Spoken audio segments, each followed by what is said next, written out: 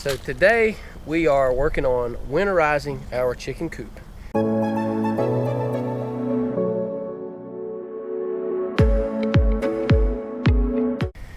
The very first thing that we're going to be doing today with the winterization of the coop is deep bedding, or the deep litter method. So we're taking all of the free mulch that we received a couple weeks ago, and we're taking it and filling in the entire floor of the chicken coop on both sides to get it nice and thick and dense in there, so it helps them retain their warmth throughout the winter months.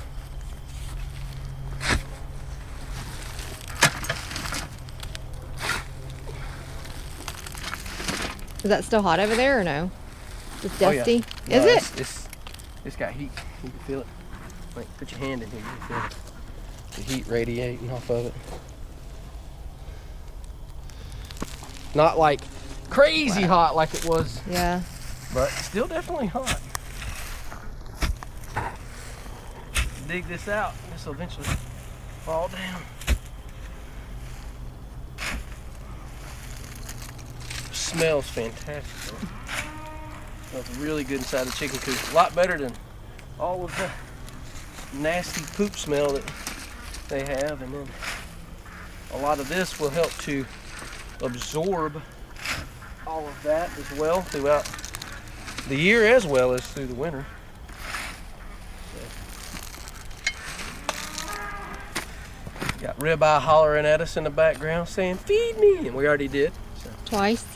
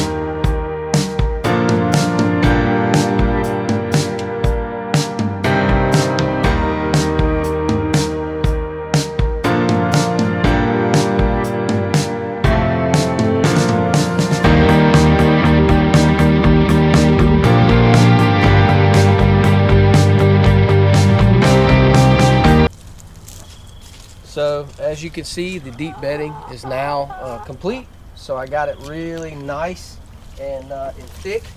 I've got it. It's probably a good 6 inches thick. So real nice and thick, and will help to insulate the coop and help them rename. What are they doing over there? Our ducks are going at it. They don't seem real happy with each other. I don't know.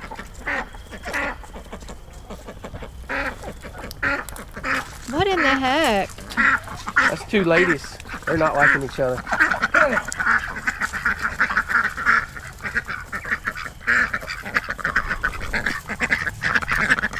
They are mad.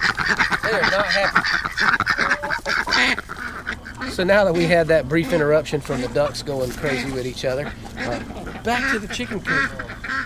Obviously, whether it's winter or not, deep bedding is really good to have. It'll help absorb all of the chicken, poop and all that stuff, and then any bits of food or water or so on and so forth that that's there to help absorb all of that and help get rid of the smell. The wood chips smell fantastic, so it really will help with the overall smell of your chicken coop anyway. Chickens will naturally produce their body heat, and that body heat will help warm the area in general, but having a good deep bedding in here will help through the winter months to alleviate any coolness or whatever coming from the ground, and just like I said, some good insulation for them, help keeping them warm on top of their own body heat, especially when they're with each other. A lot of times they'll group up next to each other. The other thing to make sure that you do when it comes to your chicken coops is you want to do everything you can to eliminate any of the sort of the crosswinds and airflow. So we have put up tarps around the chicken coop. As you can see as you go around, there's a lot of tarps that are, there's full tarps and there's some that are just sort of halfway up. You also do want to have ventilation on top of getting rid of basically a lot of the airflow during the cool months. So the top portion of this is ventilated and it's not covered. This particular tarp actually has small little holes in it, which will help with the ventilation side of it. But then the front of the coop itself is all open to help with the ventilation. So we're doing everything we can when it gets cold and windy to eliminate the potential for any really cold winds to come in and basically freeze the chickens to death. So by having the deep bedding, good ventilation, but also the tarps, that will help with insulating the entire coop all the way around and keeping them warm throughout the winter months. Something that we don't do, that a lot of people may do, is we don't really put a lot of the warming lights, the heat lamps and stuff like that in the chicken coop. I just feel like there's a potential fire hazard with that, and I don't want to run that risk. But I'm not saying it's necessarily a bad thing. It's just not something that we do or feel comfortable with doing. So this route really will help us get to where we want to get to with being able to keep the chickens safe and warm throughout the winter months. Moved inside. It is so nasty and dreary out today. So we've moved in with the chicks, or the chicks have moved in with us, and we're waiting for them to move back out because they smell terrible. We're going to get into what to feed our chickens and ducks and how we're going to feed our chickens and ducks a high protein, high fat diet. We're going to add in some mealworms and berries and bread, and I do feed my ducks bread. I have been feeding them bread for as long as I can remember, 8 years maybe.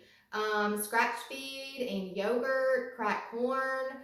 I do also feed cooked oatmeal, and I add in cayenne pepper and eggshells. And the eggshells give them a little bit more calcium for the winter months. We are done with our winterizing of the coops, and this is what we did to winterize our coops. Number 1 is the deep litter method. Number 2 is you're going to eliminate all the drafts. Number 3, proper ventilation. And number 4, you are going to feed higher protein, higher fat diets during the winter.